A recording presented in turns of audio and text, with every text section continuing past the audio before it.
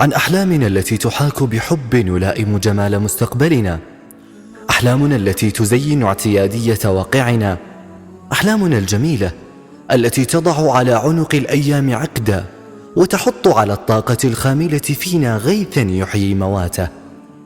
لا يمكننا تصور كيف ستبدو الحياة رتيبة ورمادية دون أحلامنا التي تمسح عن بريق أرواحنا ضباب الخمول وتبث فيه روحا جميلة تحول هذا العالم لابتهاج كبير.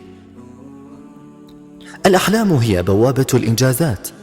لا يمكننا العيش دون أمنياتنا وإنجازاتنا، لأننا حينها نحكم على حياتنا باليأس الذي لا انفراج فيه. الذي تمتلئ حياته بإنجازاته تمتلئ روحه بالاستعداد لكل شيء، يشعر أنه قادر على فعل أي شيء وإن صعب، وتسهل عليه مشقات الحياة. حين تجرب الإنجاز مرة لن تسمح لنفسك فرصة تضييعه أخرى، لأن المرء يتسع عمره بإنجازاته، يعيش عمرا داخل عمره وحياة داخل حياته، يكون معها كالنجمة المضيئة في ليل حالك لا يرى فيه غير النجوم. كن بأحلامك ضياء أخاذا فريدا قادرا في زمن العجز، تستحق دائما أن تكون ذلك الضياء الجميل.